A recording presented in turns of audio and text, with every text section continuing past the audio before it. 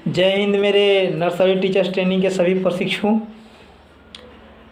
आज बहुत दिनों के बाद आप लोगों से मिलने का फिर अवसर प्राप्त हुआ है।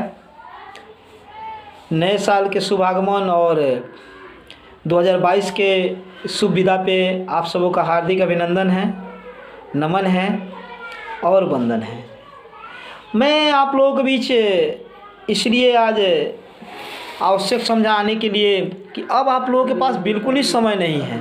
समय जो है धीरे धीरे निकलता जा रहा है। अब जनवरी माह में मात्र आप लोगों को फॉर्म भरा जाएगा और इसके बाद एग्ज़ाम की तैयारी शुरू हो जाएगी।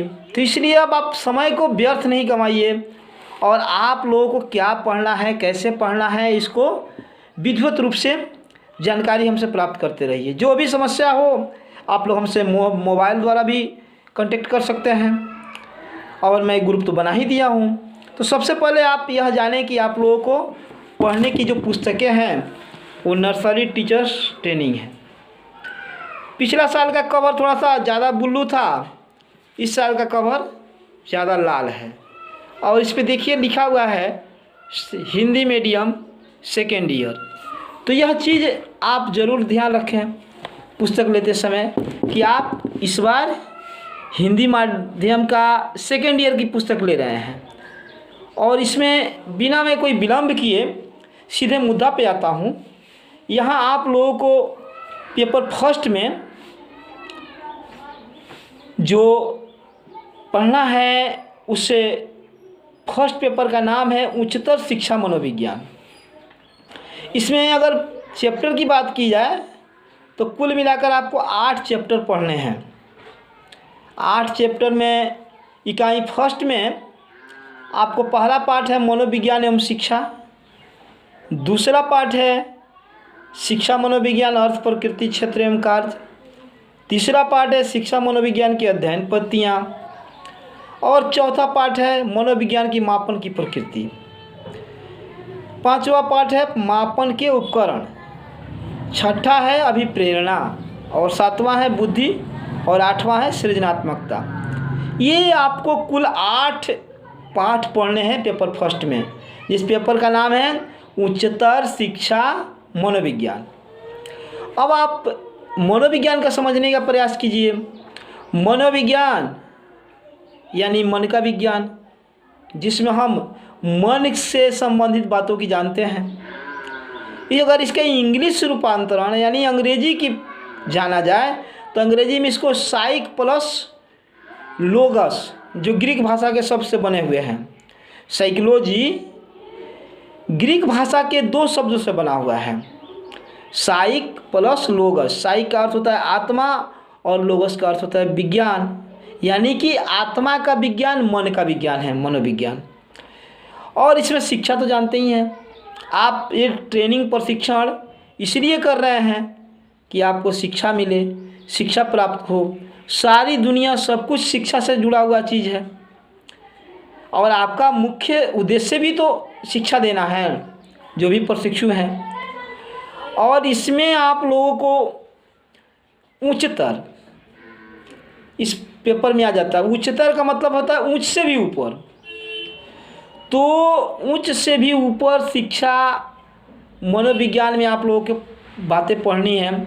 इसमें सबसे पहले जो ध्यान देने योग्य बात है, तो इसमें आपको सबसे महत्वपूर्ण बात है कि आपको बच्चों का मनोविज्ञान का जानना जरूरी है। इसलिए यह आरंभ में ही इस पेपर में आप लोगों को यह बिंदु दे दिया गया है, ताकि जब उसके मन के बातों को जानेंगे, मनोविज्ञान का बच्चा का जानेंगे, तब जाकर ही आप उसे अच्छी तरह से शिक्षा दे सकते हैं, अच्छी तरह से उसको पढ़ा सकते हैं।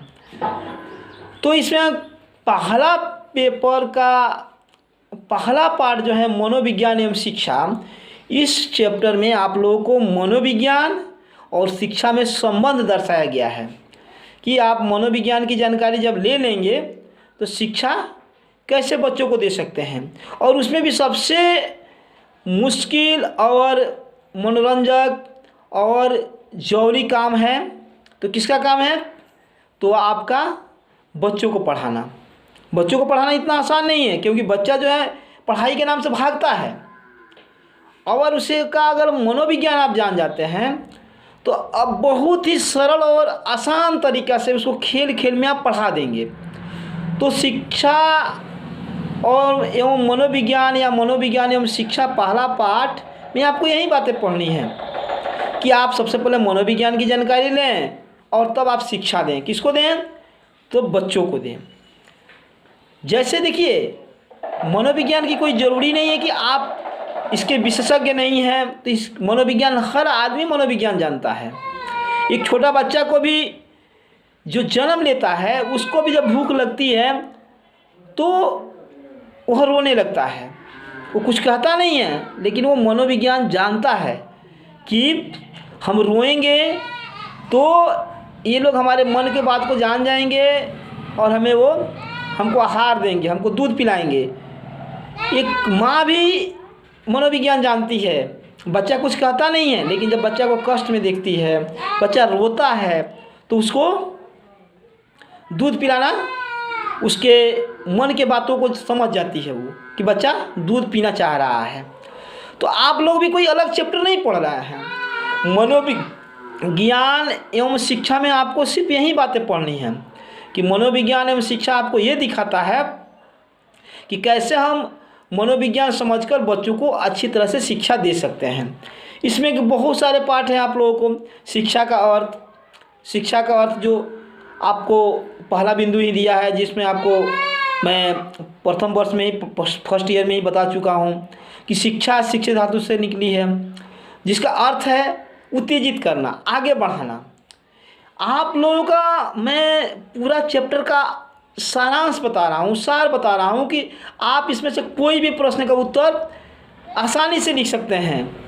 आपको विधिवत पढ़ने की ज़रूरत नहीं है। सिर्फ समझ गए तो समझिए कि हर प्रश्न का उत्तर आप अपने आप खुद से खुद लिख सकते हैं। इसमें कहीं आपको सोचने की और परेशान होने की बात नहीं है। आप सिर्फ इतना ही समझें कि मनोविज्ञान एवं शिक्षा में हमें क्या पढ़नी है, उसके प्रश्नों का उत्तर क्या देनी है। पॉइंट अधिक से अधिक लिखिएगा। भाषा आपको अपनी ही भाषा में लिखनी है।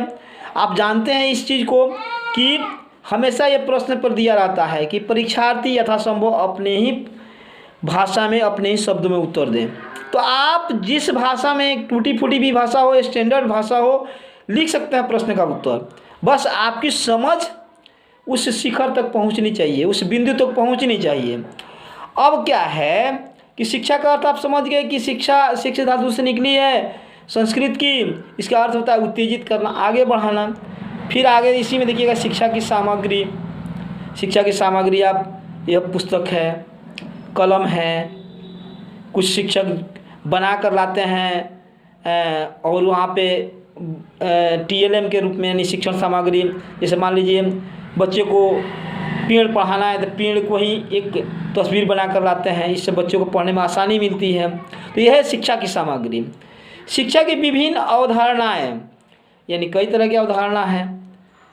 जैसे कि शिक्षा के बारे में लोगों को वातावरण का प्रभाव पड़ता है, वंशानुगत प्रभाव पड़ता है। कोई बच्चा मंद बुद्धि का होता है, जिसको कहा जाता है कि यह नहीं अच्छा से पढ़ पाएगा, नहीं अच्छा से सीख पाएगा। तो इस तरह से शिक्षा के कुछ विस्तृत परिभाषाएं भी कई विद्वान लोग, जैसे अरस्तु, महात्मा गांधी शिक्षा का संदर्भ में कहे हैं कि शिक्षा व्यक्ति का संपूर्ण विकास है। जैसे मैं कहता हूँ शिक्षा मनुष्य की आंखें हैं। तो आप अपने से भी इसको लिख सकते हैं, इसमें कोई बहुत बड़ी चीज़ नहीं है। फिर आपको मनोविज्ञान की अर्थ एवं परिभाषा जो अभी बता दिए हैं। मनोविज्ञान मन का विज्ञान है। यह ग्रीक भाषा के दो शब्दों से मिलकर बना है, साइको प्लस लोगस। यानी साइको मतलब आत्मा और लोगस मतलब विज्ञान, यानी आत्मा का विज्ञान है। इस तरह से आपकी यह पूरा चैप्टर, इसमें आगे बढ़िएगा तो कुछ असामान्य मनोविज्ञान है, सामान्य मनोविज्ञान है। असामान्य मनोविज्ञान, जो व्यक्ति सामान्य से अलग हटकर काम करता है उसको असामान्य व्यक्ति कहते हैं। जैसे अल्बर्ट आइंस्टीन थे, असामान्य व्यक्ति थे। एक पागल भी असामान्य व्यक्ति है। इसी तरह से बाल मनोविज्ञान है, जो बच्चों का मनोविज्ञान है। इन्हीं से शब्दों के साथ आप सबों का मैं विदा लेना चाहता हूँ आप सबों से। जय हिंद, जय भारत।